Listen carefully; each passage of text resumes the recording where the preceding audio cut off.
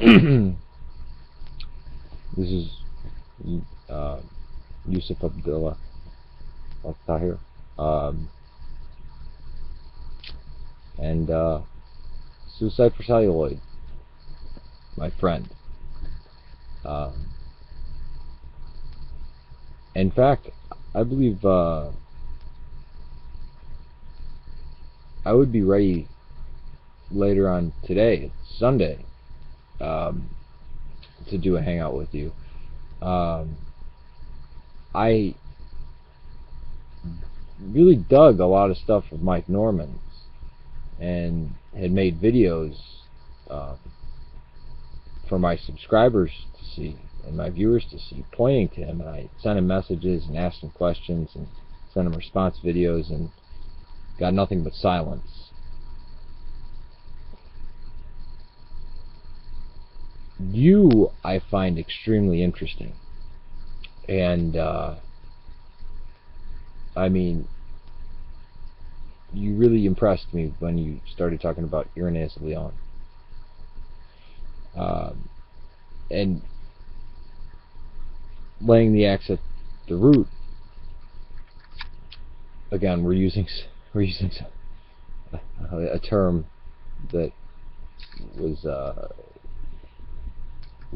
is recorded as coming out of the mouth of John the Baptist, right? Not intentional, but this is the culture that we're in. I want to address things, and I think you'll agree, an easy way to get at the creationists, the people who believe in a 6,000-year-old Earth or a worldwide flood, is to ask them, where'd you get that idea from? So they say the Bible. Ask them, that's funny. Well, the New Testament, how did that come about? And you'll quickly find that these people, and this is the majority of Protestantism,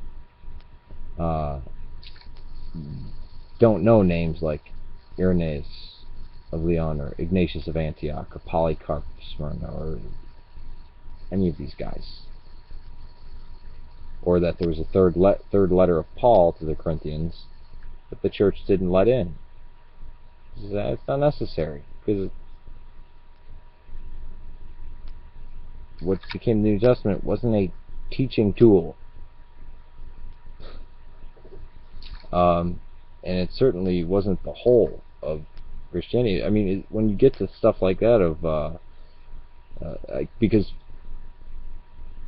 we of the East, I'm Syriac Chalcedonian, but any of the Eastern Orthodox churches, we look at Western Christianity, particularly Protestantism, or like an idea of a Bible-based church, when it took hundreds of years for the New Testament to finally be compiled, and kind of scratch our heads. Like, we view that as like idolatry. You're picking up a book, this is the Word of God, and we go by what it says, when a lot of it's just one-sided conversations. I mean, look at, well, how do we know what Paul's responding to something very personally to someone? We only have one side of this conversation. And we've got three guys who were taught by the Apostle John: Papias, Polycarp, Ignatius. And this is something that I think is the biggest crack that comes into the creations, because the Bible is not dictation from God. It's not the Quran. And even within the New Testament and stuff, within the Gospels, you have Jesus walking around negating things. You have heard Moses tell you this, but I tell you this.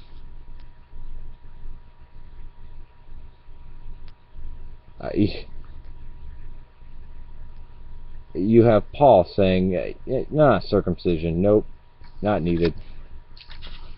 You have Jesus Peter and Paul saying, food laws? What food laws? You know? And I think you made the point that they wind up reading the Bible backwards. They start with the Old Testament and read the New Testament, when all the early Christians said you read the Christian works, which would include things like the Epistle of Barnabas, Shepherd of Hermas. I mean, this idea of canon came very late, and that the traditions were actually more important than these pieces of writing that would have, or sometimes epistles or gospels or histories that we call acts or apocalypses. And it's very funny. They'll ask us, why don't, when they learn that the Eastern Orthodox Church does not read the Apocalypse of John in church, why don't you read that in your church? Why is it banned to be read in church? It's not banned from being read, it's just not supposed to be read in church. Well, it came too late. We don't know where it came from. We don't know that this John is actually the Apostle John, and who was he affiliated with. And it's a pretty odd book, and it's of signs and symbols, and we're not a mystery cult here. We're not the mystery cults of Rome. We're not the Eleusinian mysteries, and that, the Gnostics, who were the rivals, were looking more and more like that, with these, discovering the depths of these things and this and that, and that a fish really isn't a fish. It's this. I mean, Basil the Great talks about this, and it's almost like the creationists don't ask questions. That's why I don't think science can crack a creationist.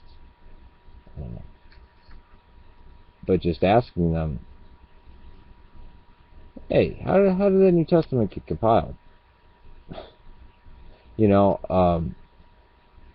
I think a disservice is done when people pull up zeitgeist stuff, which atheists have done an excellent job of savagely debunking that. Also, Christians have done that too. Or people saying, well, Jesus didn't exist and Christianity was invented by Constantine, and it's like,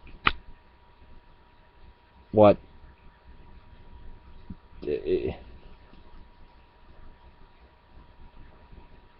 it gets into all this stuff. It's you're dealing with fools.